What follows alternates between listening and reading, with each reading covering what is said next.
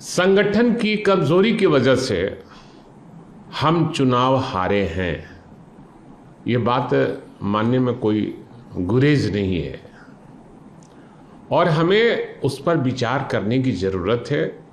और जो लोग वहाँ बड़ी बड़ी बात कहते कि फलना जाति में हमारा इतना वोट आ जाएगा, फलना जाति में ये जो है, लोगों के दिमाग में था कि बीजेपी को हमको हराना है। हमारे पार्टी के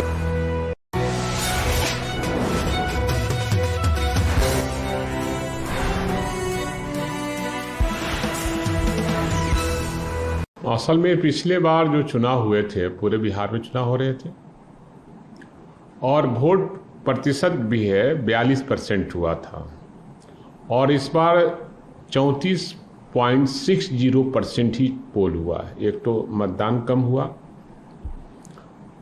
दूसरी बड़ी चूक हुई है। हम चूक के बारे में बात करेंगे, लेकिन पहले मैं प्रशांत जी को बधाई देता हूं। जनता ने उन्हें निर्वाचित करने का काम, उन पर विश्वास करने का काम किया। लेकिन एक बात तो तय है, चाहे वो केंद्र हो चाहे बिहार सरकार हो, एनडीए के खिलाफ में माहौल है पूरे देश में। 3 उपचुनाव हुए हैं पूरे देश में, जेओ में 2 विपक्ष ने जीता है और एक गुजरात में बीजेपी जीती है। पूरा खेल को देखिएगा तो पता चलेगा कि जो गढ़ था, जिसको माना जाता था कि ये बीजेपी का गढ़ है, यहाँ कहता था लोग कि कुत्ता बिलाई को भी दे देंगे तो वो जीत जाएगा।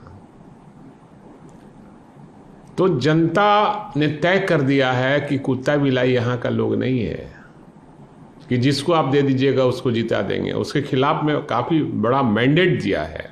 भली एक वोट से, एक विधायक से न सरकार गिरती है न सरकार बनती है, लेकिन देश में एक बहुत बड़ा मैसेज गया कि एनडीए के खिलाफ में माहौल है।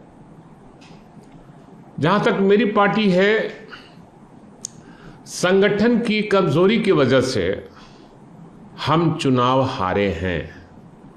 ये बात मानने में कोई गुरेज नहीं है और हमें उस पर विचार करने की ज़रूरत है।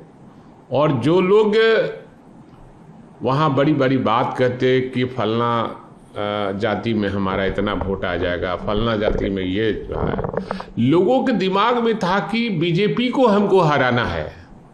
हमारे पार्टी के खिलाफ में कोई मैंडेट नहीं हुआ, बीजेपी के खिलाफ में हमको वोट देना है और बीजेपी को हराना है। तो उसमें प्रशांत किशोर आगे निकले, इसलिए इनको लोगों ने वोट दिया।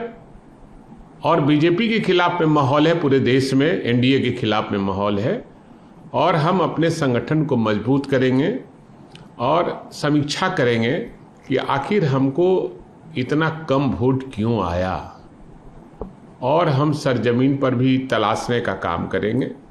हमारी पार्टी इसको स्वीकार करती है कि हम हारे हैं, संगठन की हार हुई है, पार्टी की हार हुई है, तो हम इसको मजबूती से फिर से और इसको देखेंगे और आगे मजबूत करेंगे अपने पार्टी के संगठन को और हम आगे लड़ाई लड़ेंगे और जीतेंगे।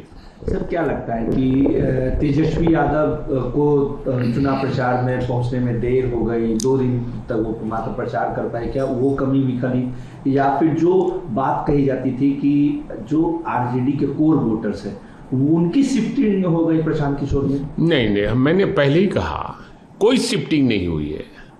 यहाँ केवल बीजेपी को हमको हराना था। लोगों का कहना है कि हमको बीजेपी को हराना था, इसलिए हम इधर से उधर हुए हैं। लेकिन हमारा जो कोर वोटर है वो अभी इधर से उधर नहीं हो पाएगा। इसलिए नहीं हो पाएगा कि हम उसकी लड़ाई को मजबूती से लड़ते हैं और आगे भी लड़ने का काम करेंगे। सर, आपके भी नेतृत्व पे सवाल, राष्ट्रीय नेतृत्व पे भी सवाल उठते रहे हमेशा, फिर पार्टी में नाराजगी भी दिखती है। क्या ये भी एक कमी दिखी है इस चुनाव में?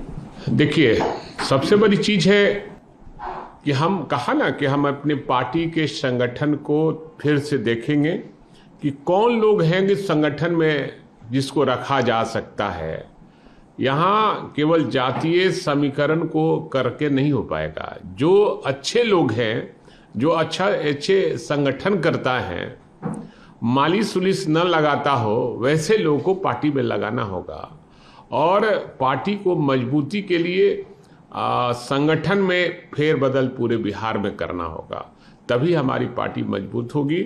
और हमारे नेता भी इस जुगाड़ में हैं कि हम निश्चित रूप से संगठन को मजबूत करने का काम करेंगे और संगठन मजबूत होगी तो हम मजबूत होंगे।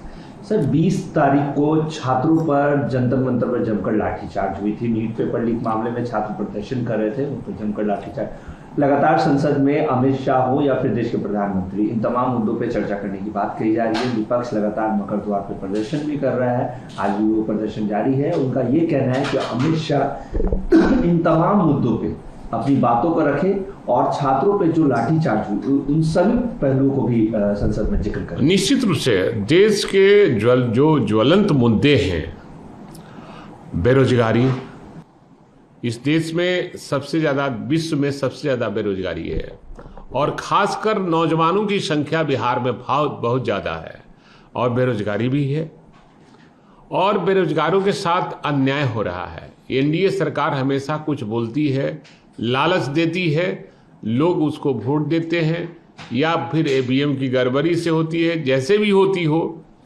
लेकिन लोग विश्वास करना अब छोड़ दिया है और मोदी जी को और अमित शाह जी को फेस करना चाहिए और संसद में जो लोग आवाज़ उठा रहे हैं विपक्ष के लोग, उनकी आवाज़ को जवाब देना चाहिए कि आखिर लाठीचार्ज क्यों हुआ। और ये अब जाने वाले हैं, एनडीए सरकार अब जाने वाली है, सारे संवैधानिक संस्था को पॉकेट में रखे हुए है। जिस देश में लोकतंत्र समाप्त होता है उस लोकतंत्र की बहाली के लिए जनता रोड पर आती है।